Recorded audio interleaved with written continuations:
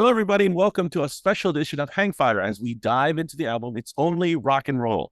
To help us discuss this album, I'm thrilled to have two incredible guests with us today.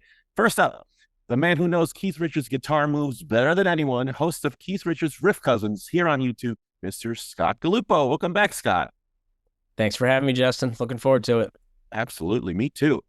And joining us as well, the world's best Charlie Watts stunt double and an incredible talent in his own right, the ever-swinging Timo Surbeck. Great to have you back, Timo. Thanks so much. Thanks for inviting me. Sure, my pleasure. It's going to be fun. Yeah, I think so. Gentlemen, I'm so glad to have you both here. So let's start. It's Only Rock and Roll is turning 50 this year. And like many albums in the Stones catalog, it often flies under the radar. So I think it'd be good to explore whether it truly deserves more recognition or if its reputation is just right. So to kick things off, I'd love to hear what each of you have to say about rating It's Only Rock and Roll out of 5 stars. How does it rate? Timo, what do you think? It's Only Rock and Roll out of 5 stars. What does it get? Well, I think overall, like the average would be a strong 3.5, I think. Okay. As I usually say, it's not that I would at all like discredit any of the albums from the era. It's just that for me, like keeping in mind what the predecessor and successor albums were, it just slightly flew through the radar in my like listening career, if you can call it that. Yeah, that's fair enough. It's got its strong moments, of course. It's got its specialties. But for me, it's always felt it doesn't really, for me, it doesn't really have like the line that goes through it, like concepts that you could follow on other albums. It's for me more like a compilation of recently recorded stuff. If I'm not being too harsh here, and less of like a really thought through concept and idea that sticks together. Scott, what do you think? Yeah, if we're going out of 5 stars, it's a 2.5. This is the famous dip in the mid 70s, the 3 albums that dip in quality, and this is in the middle of the dip. So it is like it is the paradigmatic mediocre Stones album, and which isn't to say that there aren't great songs on it, because there are, but the lack of a producer, they had worn out Jimmy Miller. That to me is the biggest thing that stands out. Jimmy Miller was produced Goat's Head Soup, and you could already see that things were fraying. The train was heading off the track as far as a sound goes, direction, coherence, the things that Timo is talking about. And by the time they finally decided to make an album in Germany, because they're on the run and not cohering personally, and drug addiction, all these things that were bringing the band down, this was like the sound. I can't even characterize what it's only. You know what it sounds like? It sounds brown to me, and maybe that's and that, because Goat's Head Soup is also a beige brown album. It's like both of those albums sound brown to me. And I know for fans of the band, they had a great brown album, right? It's the Untitled Brown album. But for the Stones, their brown albums, that's not a compliment. So for whatever, the lack of any kind of character or coherence, ambiance, whatever you want to call it, drags it down for me. Even if I like most of the songs on it, it just doesn't sound good to me. What do you suppose Jimmy Miller could have done to It's Only Rock and Roll? Any thoughts there from either of us? Well, wasn't he also like a guy that would stop them from like importing ideas in that? It always seems to me that both Mick and Keith usually try to like fight off each other or smuggle some ideas into the Stones that weren't really supposed to be there, and even in this era, I think Keith was absent most of the time. So it's maybe slightly a more Jagger tainted album in that sense. And I could imagine Jimmy Miller also being a guy that would like say stop and let's reconsider things and not include any like grooving a track that doesn't, besides the grooving band, doesn't really contribute to the album. So that's my point of view on that. Just how about just the way the drums sound? I mean, Timo, you can speak to this. From where they were just Black and Blue, a couple of years later, the drums sound great. Yes, you're true. You're right. I think there's probably historically like a real big deal development in between recording these two albums and what they had in the studio, what possibilities. Yeah, sound-wise, it's closer to Goats, I think. When talking about the drum sound, it's flat, kind of muddy. It's flat. Speaking as synesthesia, I could also see the reference you're giving here. For me, it's like grayish. Little bit sloppy, a little bit boring. And even some of the guitar tones are just like, I don't know what is going on with the way some of the guitars sound. Like Luxury, I mean, the first 5 songs I have to say are really good. I love side 1. I think it's really strong. And then side 2 is just sputters.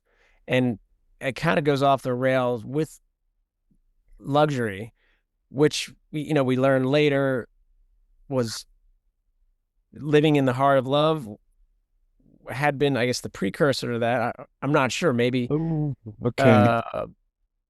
maybe Living in the Heart of Love came out. I don't know in the sequence of it, but the ideas are present in both of those songs. But what they ended up deciding with this affected Jamaican accent, this terrible lead-footed of reggae approach to the song, just doesn't work for me. It's even sound-wise, they try to recreate that probably, but I think the first time they really succeeded with that was with Jerry O'Baby on Black and Blue later on.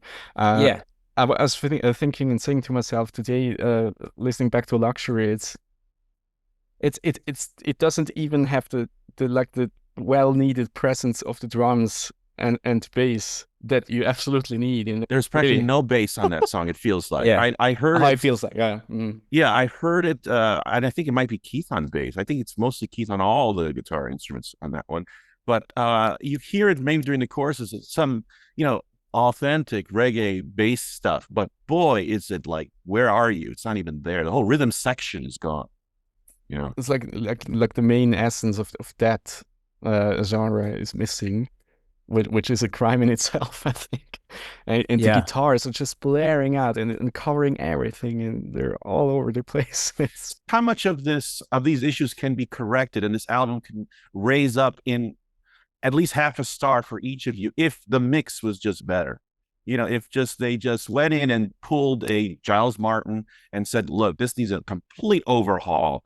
I think this could correct a lot of the issues for some of this material. Maybe. Maybe. But before we leave the trail on Luxury, why is Mick singing about Texas and drilling for oil and working? I guess the character is working really hard and being some kind of a wildcatter or oil driller is what he had in mind. But why are you singing about Texas in a reggae song? I was wondering about that. I mean, I don't know what he saw, but like, was there an American presence in Jamaica for that to happen? Were there people coming over here from Jamaica working in refineries? I don't know, but that's what he was going for. Could be. I don't know. I'm not aware of that. I mean, that's a great thought. I mean, like Chinese coming to work on the railroads or something. Correct. Maybe there was. I don't know. I'd have to look into that. Yeah, but it is a very odd thing. It's very odd, and for me, believe it or not, because Luxury never was on my radar. I never really even gave this song the time of day. But on this last go around, I was charmed by all the things that are corny about it. And I used to not like the song at all, but this character that he put together is so specific for all the points you just mentioned. And I'm like, oh wow, this sounds like a whole story there that I'm shocked that he put together. So like $1 million for the Texans and $20 me. That really like sums it up, that character, as much as weird as it is. Yeah. It must be connected to reality somewhere for him to have gotten that idea. Because it's an odd juxtaposition. Right? Well, how about this for another odd juxtaposition before we leave luxury? I mean, this might be my ignorance on reggae, but an open G tuning on something like this, that's pretty unique. But I think because it came out of Living in the Heart of Love, I think, and which was a more of a traditional kind of an open G rock groove. So they were working with that antecedent, and then changed it from there. I think that's why it ended up that way. They worked with those parts, stripped them, put them on a different car, and then kept that car going, Let it drive off to Texas. Yeah. Well, okay. Well, let's talk about those album's strengths then. What songs stand out? Well, you start with Mick Taylor. Any album that has Mick Taylor on it is going to have a lot to say to recommend it. Anything the guy plays, to me, as a guitar player, is always interesting. So, take a song like, Time Waits for No One. Obviously, his playing on it is stupendous. It's amazing. Then even on a song that I don't think works very well is If You Really Want to Be My Friend. His playing on it, his guitar solo is great. It's beautiful. So If You Can't Rock Me is actually both Mick, Taylor, and Keith sound great. That is a great song to start an album. It's probably one of my favorite when I say it's a 2.5-star album. It begins, it's one of my favorite opening tracks of any of their catalog, to be honest with you. And just the way it starts, the riff, the opening line, the band's on stage, and it's one of those nights is a great line to just invite you in to a listening experience. And the drummer thinks that he's dynamite is a great rhyme, especially when you're talking about Charlie, who never thinks that he's dynamite. So, but he is. So, that line, I love that opening couplet. I love everything about that song. So there would be a couple things right there. And anything that has Mick Taylor on it is going to be listenable at the very least. Timo? That's a strong take. But let me first agree on this. I totally get what you said about the great opening track, and it goes so far for me that I can't imagine them not trying out that for like a stage performance opener. At the same time, I gotta say that Fingerprint File is probably the best title to close an album for them. That's just out of it's for me such a strange thing. It almost feels like this is completely out of the league compared to the rest of the album, and it almost feels like a preview of what's gonna happen with the addition of Ronnie and all the experimentation with funk later on Black and Blue. And well, for me, it's always kind of it was always interesting for Jagger to like exit like his maybe a little bit comfort zone of these funny characters and fun songs and actually address a topic that's current and has like a socially critiquing element to it. That's cool too. Is at the same time also not taking itself too seriously with all the voice acting at the end. And it's just one of the songs that immediately like pull you into the story, and you feel like living in a movie, much like, it's maybe a weird comparison, but Too Much Blood is also, it also got that, has that quality, Cinematic. that cinematic. Exactly. Yeah. Mm-hmm. I agree. That song, when I was a kid, first listening to it, that song did not work for me at all, for whatever reason. But now I think it actually holds up really well, Mm-hmm. as an experiment, as a comment on a surveillance state, if you want to call it that, that was just beginning to emerge Yeah, and is yeah. now almost a fact of life, that we consider unremarkable today. But back then was quite alarming, I guess, for people who were on the receiving end of it, like, had an FBI file, you know. Mm. 6 feet high. Yes, and as you say, Timo, but Mick put, when I'm making fun of luxury earlier because it's affected, that doesn't mean I want Mick to be authentic. That's not the case at all, because this No. character is equally affected, but it works. It is funny, and Mick has a great, almost unparalleled ability to be smart and topical without being pretentious. Never I taking agree. himself too seriously, even though he's actually commenting in a way that's topical and relevant. But he's not ever, it's always just rock and roll for him. And that is Mick's greatest asset. When Mick is at his best, he's being smart, wise, but never pretentious. That is Mick's superpower. Always has been. And even the live version of this song that's on Love You Live is also fantastic. I mean, the way that Charlie enters into that song on Love You Live, to me, it's so casual, almost like you could start any moment now, Charlie, and he's just like, okay, here comes my snare, and then once he lands it, it's perfect. And Mick is delivering those lines that are not on the album, like, "Who's that man on the corner?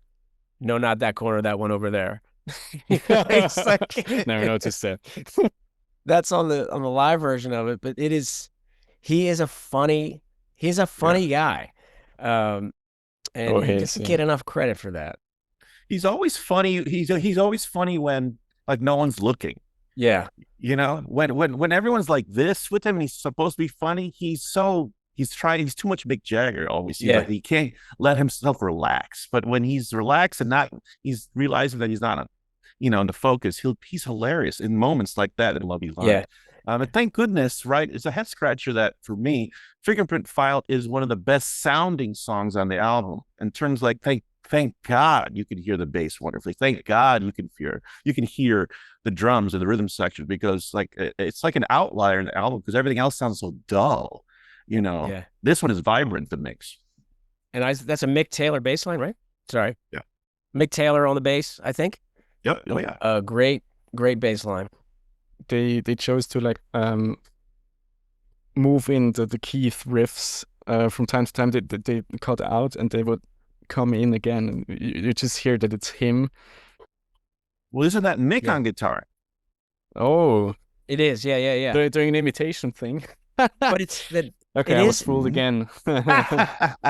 No, but what's interesting about Mick doing Keith and actually becoming himself in a roundabout way, is that it's not an open G riff, even though it's sussed like one, and it becomes a minor 7. Not just a minor, but a minor 7, which became a Mick thing, even going into like Rockin' a Hard Place, are those open G style voicings in standard tuning that become minor 7 chords. And that is very much a Mick by way of Keith thing. Maybe but the still, first it's so juicy. It's so focused on that rhythm, and it just blends in with all what's going on in the rhythm section. It doesn't really matter what it was, I believe you. Yeah, of course. But still, that's so nice that they kind of slid it in at the end of the track when it's getting into. When people will listen to that for the first time, they're gonna realize that probably the minute mark 4 or something, they would realize, oh, this is gonna be a deep cut, right? And it has this moments where it's just like a jam, and then these guitar parts enter in, and they're funky as F. Yeah. It's just great, yeah. A chord change that Keith would have never used is in that's Yeah, that bridge. The chorus.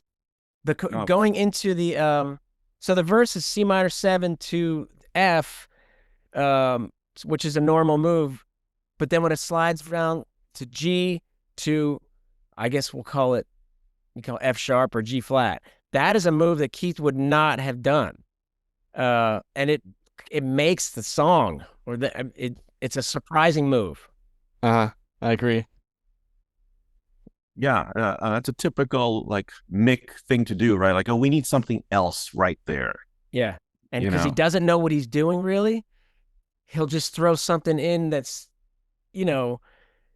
which it's a pro songwriter kind of move. Like the song has been here, it needs to go somewhere else, it needs to go over there, and he'll just throw it in there in a way that Keith never would.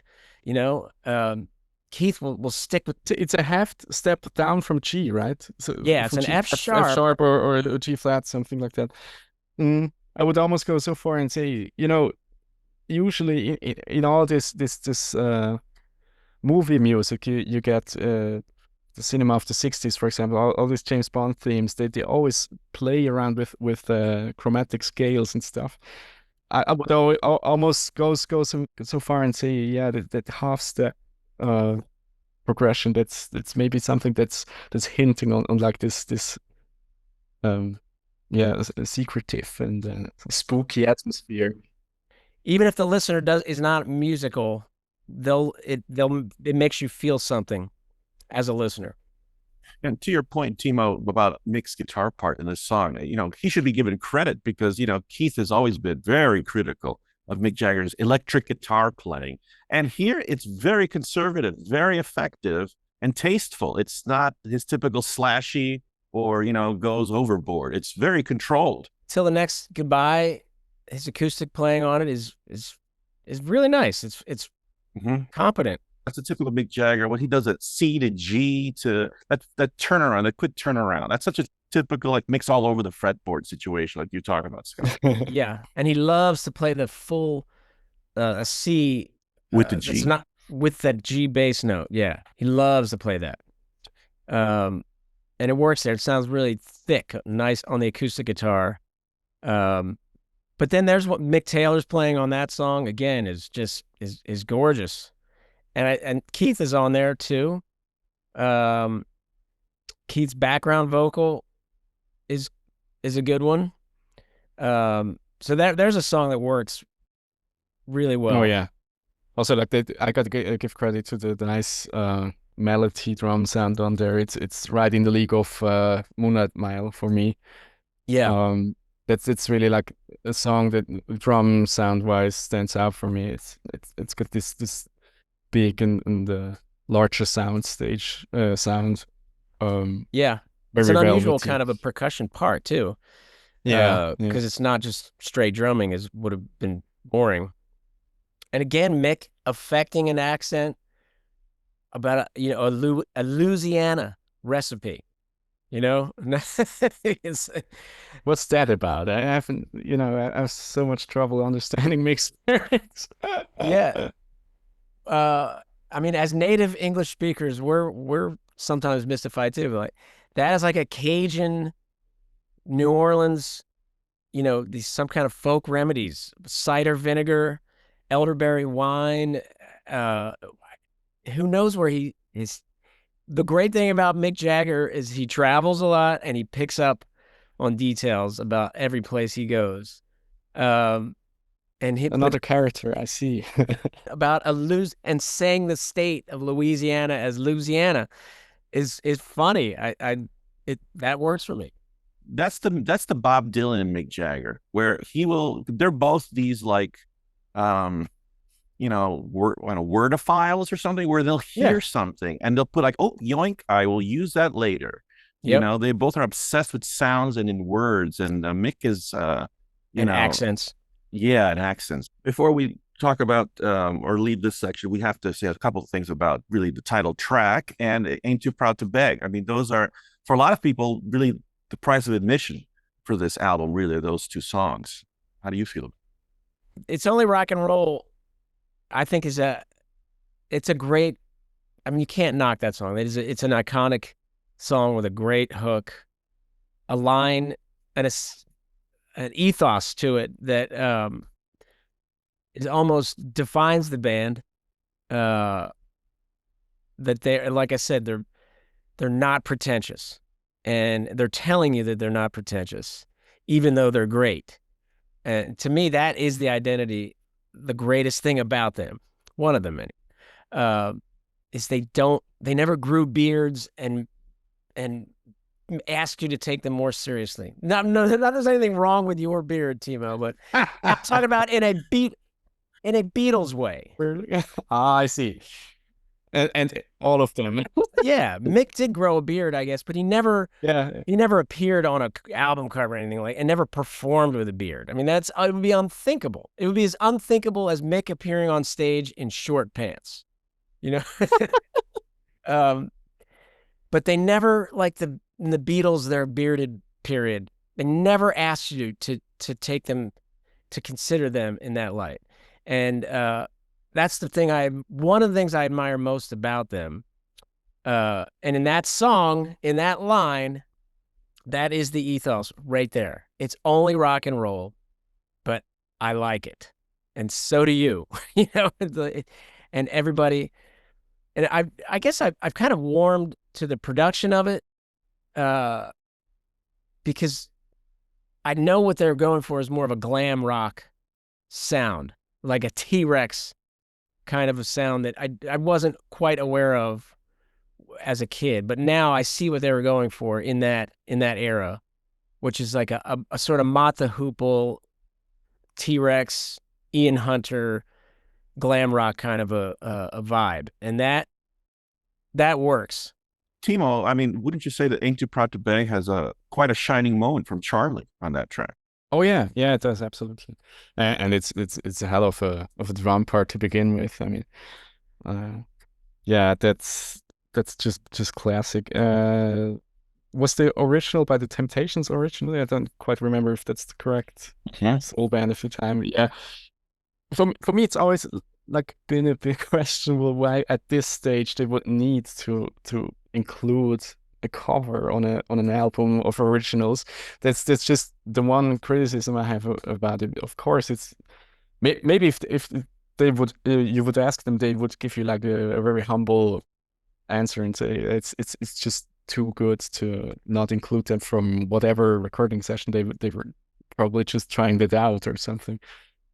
Yeah, that's a for me like a strong choice for a second track after If You Can't Rock Me. Didn't you guys remember Paul McCartney saying that he was the one who put them up to recording that song? And I'm sure of this. I'll go back and check it. But Paul said he suggested that as well as Just My Imagination.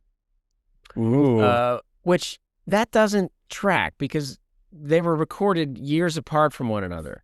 So and Paul even said when he was saying this, he's like, well, if you ask Mick about it now, he'd say, nope, don't know the guy. I'm like, no, that I don't really think that you're remembering it clearly, because it doesn't make any sense that they would have taken his advice, but then split him up over 6 years or something, whatever. No. Yeah, I can't, at least for Just My Imagination, I can't imagine Mick going, hey, Keith, a couple of years ago, Paul mentioned that we should do. No. Yeah. So I'll go and double check that, but I'm pretty sure that Paul did make that claim. Well, if we don't mind, I think it's be fair to talk about some of the worst moments of the album. And for me, I submit to you, Short and Curly's. I cannot stand. What the hell is this? Why? It's kind of just a stunt. It's a joke. Yeah, it is. Right? I mean, and you know what? Ironically, I got this vibe throughout the entire album, especially this song, but I never noticed this before. Maybe it's just me. This album has a lot of Exile vibes. to it, especially with the background vocals. There are so many Mick Keith harmony, bar room, like let's all sing. All the songs have Mick and Keith harmonies that are kind of reminiscent to me of Exile. And this one, I think, shows it off. This one, especially with the conky tonk kind of Ian Stewart piano. But as a song, boy, delete. You know? Totally agree. But again, it is funny. I'll give it that. I'm always pro funny. But to me, I'll listen to that more than the thing that really doesn't work for me is the inclusion of Blue Magic, the soul singers, on If You Really Want to Be My Friend. Because I like that song a little bit until they're on it. No way. I especially love that part. And like the flanger thing they put on top of it, the effects or whatever that was. I love the guitar solo. I do not love the Blue Magic does not do it for me. Well, there we disagree once more. That's great. Yeah, I like it too. I think it adds a nice spice to it. You know, it's a color that comes in that like, oh, okay, the flavor, cinnamon in here all of a sudden, or whatever the flavor might be. But it's a bit of a strange choice, though, isn't it? All of a sudden, cinnamon is brown. That's okay. That's really right. This color thing, right? No, it's sweet. It's sweet. Yeah.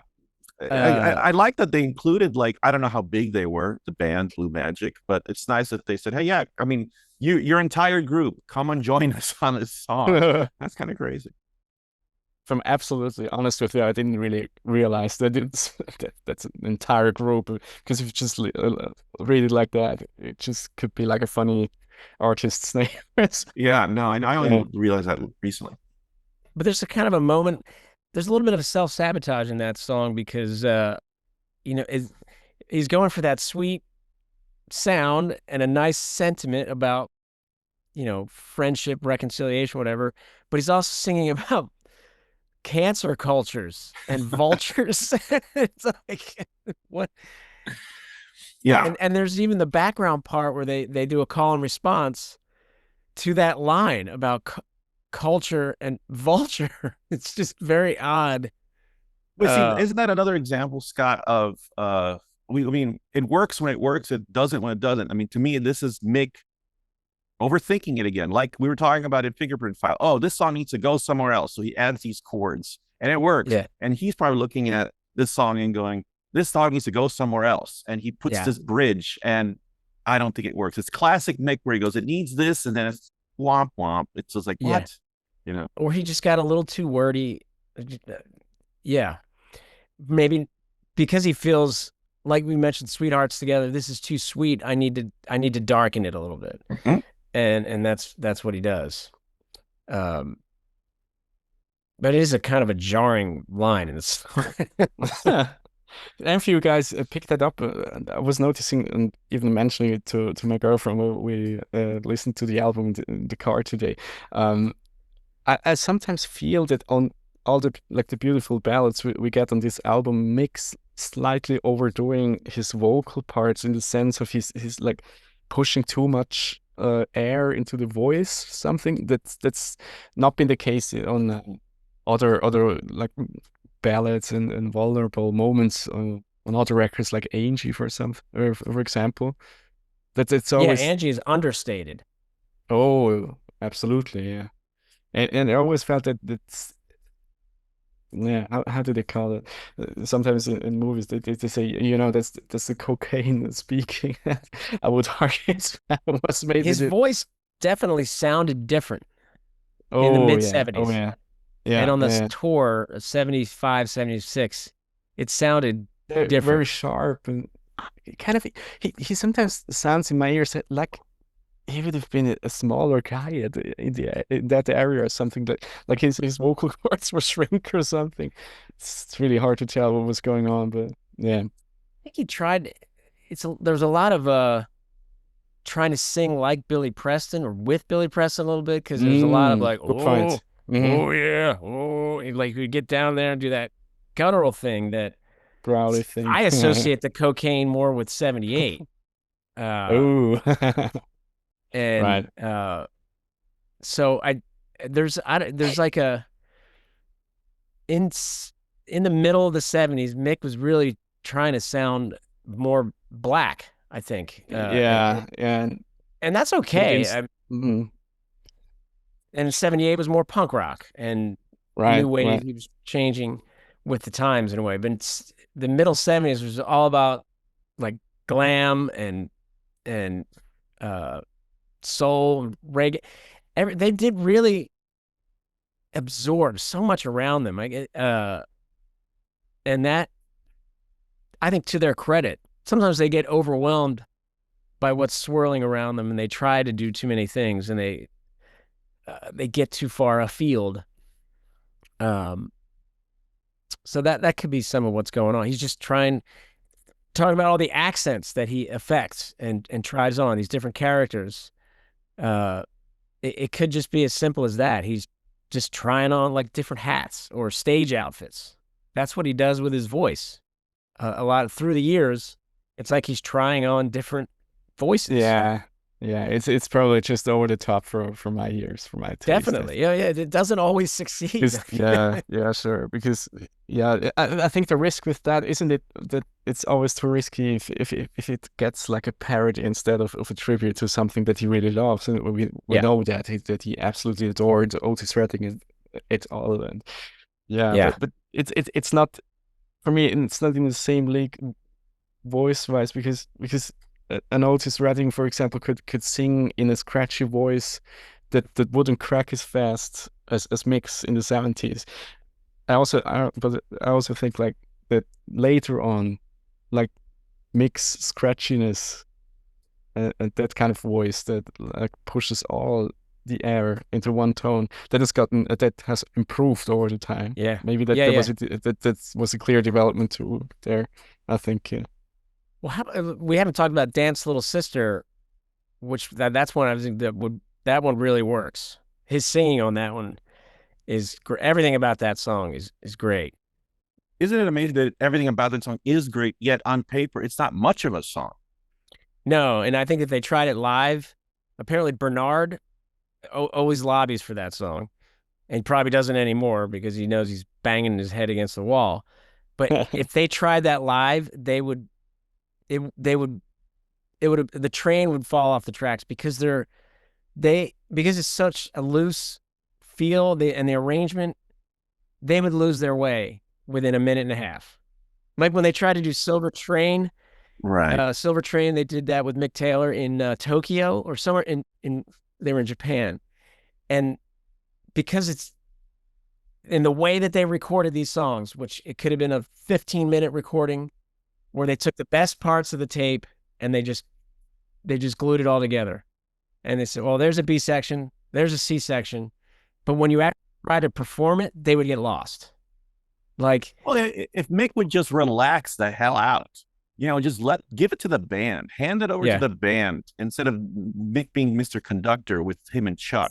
yeah. Just let it go and enjoy the ride. Yeah. Can't you hear me knocking when they would do that with Mick Taylor? Mick Taylor would go on too long, but Mick had to put a hat on and he had to have maracas. And it's like, well, I can't just sit back. I have to be doing something. I have to be Yeah, right. micking to make it. He's got to be a verb. I've tried to come around on where he's coming from. Yes, I think a lot of it is just anxiousness, but I think it's also him trying to literally conserve every single piece of energy he might have for the good of the show. I Yeah. think he's like, you can't waste me. Like, I can't be up here. Like, you don't understand. The clock is running. But don't you see when like Mick Taylor's solos on Can't Hear Me Knock would get this rapturous applause? People were in. Or how about Little Red Rooster in 1989 when Eric Clapton plays an unbelievable guitar solo, but it goes on too long, and then Mick gives him like this kind of little knowing look, like, you went too long. I'm like, it was incredible. Did you not just listen to that? That was fantastic. Yeah, that's true. The thing is, yeah, he's just not listening during those moments, right? He's just like, well, let's go, guys. Let's go. Yeah, he's getting. But does he he's even have anxious. any guitar on his monitor? Because I once watched an interview with his monitor mixing guy, and he just said that he doesn't. It's like 0% of Keith's amp mic on it. Because Keith is too loud. Yeah, I totally sympathize with him in that. He can still hear Keith. Yeah. Yeah. Keith is ridiculously loud and so trebly now that Nowadays, it's probably cut your. If he had him in the monitor, it would tear an eardrum. Especially with a lot of the clams that come through. And Mick will play off the Keith clams very well. Like there was one that happened on the last tour during whole wide world. Keith missed the change and had this bad note, and Mick played it off as like something was wrong with his ear monitor. Like, oh, let me fix that ear monitor. When he was actually wincing at the Keith clam. Yeah. Yes, he does do that. We need to talk about a little bit. Really, the straw that broke the camel's back for Mick Taylor. I mean, there are some glaring writing credit omissions on this album that I think was really the end of the line for him. What songs are we talking about here that he probably felt he missed out on? Time Waits for No One, obviously. What do we think he wrote on Time Waits for No One? On Time Is on Our Side, it's a quote from 93. He says, well, I co-wrote that particular song, but I didn't exactly like that album much. So that's as far as he talks about the co-writing. Maybe he means to jam. Maybe that's the production part. You know, it could be that. Did he come up with just going back and forth between C major 7 and F? Maybe. And then because that's possible. That little 2-chord vamp that the song, finishes with is it's amazing. And Nicky Hopkins' part is equally beautiful. It's possible. I'm not ruling out that he could have written that little 2-chord vamp. But I just don't know. And he's so cagey. They're all so cagey over the years. They're not. Like I said, I am open to the idea that Mick and Keith are ungenerous with songwriting credits, even though they got better over the years. Later, from like they would like prevent this lawsuit by giving Katie Lang its 4. What was it? Or even for Dirty Work, Ronnie got 4 credits on that album, and I think I read, and I would have to double check that was. Keith was so annoyed by Mick on She's the Boss claiming sole songwriting credit for a number of those songs. And he's like, well, I'm going to make sure that Ronnie gets credit for some of these because Mick wasn't around very much. And a lot of those songs were worked up by Keith and Ronnie. And he got 4 credits, which he hasn't gotten one since. And then Chuck Leavell got one with on that album too. Which one is he on? Back to Zero. Oh, okay. He had to say, he said, before we go any further, Mick, I just, hey, want to make sure I want to get credit for this. And Mick's like, oh yeah, fine. That's and in a way, Andrew Watt must have done the same for right. I think Andrew Watt was probably in a position where he didn't even have to ask. Like, he's got a reputation now that's, pretty well established. He was probably on pretty solid ground, even just going into the project from the beginning. But I mean, Mick gave what's that guy, Jimmy Rip, Wandering Spirit. He got credit for Put Me in the Trash. Okay, I never looked at those credits on that album. The title track of Wandering Spirit, which is a really cool part that Jimmy Rip got credit for. And of course, Keith giving credit to Waddy Wachtel, Charlie Drayton, Steve Jordan, Ivan Neville. They've gotten more generous over the years. But in their they were a tough nut to crack. in that period. And I guess Mick Taylor was on the not receiving end of it, as it were. If we maybe could go back to It's Only Rock and Roll on that subject, I must admit, I'm so confused on about the entire recording history, the songwriting, especially all the parts. And yeah, we said so. It's even on this German pressing record sleeve. It's a very scarce piece of information. Who is accredited to whatever parts on which songs? They usually just mention the numbers and stuff. Still, if I go to Wikipedia, it tells me that David Bowie did double the vocals of Mick Jagger on that track, and then it just says like something like inspiration by Ronnie Wood. Right. Do you know Kenny better Jones, than me? Can you enlighten me?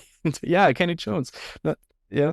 So that story is actually pretty well documented. It was Mick recorded that with Ronnie and David Bowie and Kenny Jones first, and then they took it to Keith, and Keith erased Ronnie's guitar parts. Yeah, I know that part. Yeah, and except for his acoustic guitar. Is that still on there? Okay, that's still on there. And I think Ronnie absolutely should have gotten co-writing credit for that. And I think he even gets a little nod over the years that he would get to sing that background vocal, right? Always in 1989 and 90, Mick would go over and have Ronnie sing that with him, because I think there's sometimes they do have hints. Yeah, like there's a little nod that this was Ronnie's song. So I think it's still the Kenny Jones drum part. Mm-hmm. Right? Yeah, it is. Wasn't it like that? They had this conversation later on after it was released, and Kenny, didn't he ask Charlie Watts, hey, do you mind me playing on that hit of your band and stuff? Yeah. And he would reply something like, no, whatever, it sounds like me anyways. So it's so great. But I, when I listened to that for the first time, I really remembered that it kind of stood out for me. I think it was probably the 40 Leagues compilation, and especially the parts where he's choking the crash cymbals, which is that I learned that much later on, that it's some kind of a Kenny Jones signature thing. Charlie would never ever do that. Maybe you mean when you hit it and grab it? Is that what you mean? Yeah, exactly. Yeah, the crash cymbal choking. Yeah, Charlie would never. Yeah, did he ever physically do that? Ever? He did that with the Chinese main crash. For example, these featurings. Angus and Malcolm Young on the 2003 tour there was that he would do that like as a show effect, because Angus Young would do like this running towards the drum kit and hitting the last note, and Charlie would choke the China whilst doing that and playing little games with him, but it's so not a Charlie thing signature. But doesn't he do that move on stage when you perform You Gotta Move in the 70s? You're right. That's probably the one big, he's grabbing it then. One big exception I can think of, and it's not.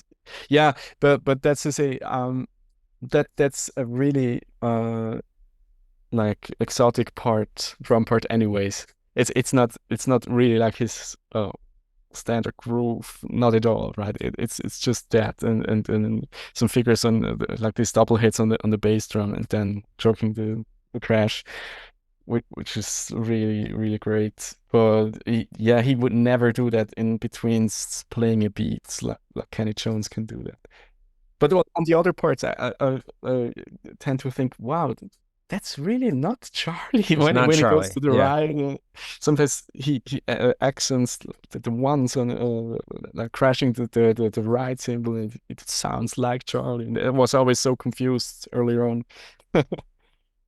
But it's a cool story.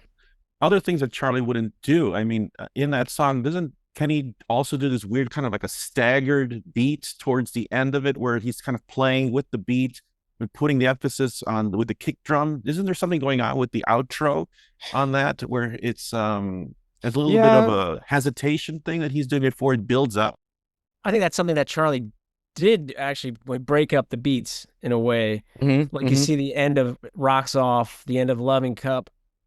Charlie, especially in the last minute of a song, will break up the beat just to give the song an extra little lift. Oh yeah. Yeah, he did flip around the beats a lot of times, especially in the 70s. Well, at least from then on. But the Charlie and Bill Wyman aspect of what they sounded like is just completely, it's so quirky and human that it's almost uncopyable. And before I knew of your existence, Timo, I would have said that Charlie is uncopyable. Now I just say it about Bill, because now that I know that you're out there, but I haven't found anybody who does Bill. And I'd love to meet the person. yeah, I'm trying to think of, are there great Bill moments on It's Only Rock and Roll, the album? Are there? I mean, I don't know if there. It says he also played synthesizers, though, but I don't really know which tracks. So maybe he played synthesizer on stage for Fingerprint File. Right, you're right. And then Ronnie moved to bass, right? Yeah. On stage. Well, I need to check that out again.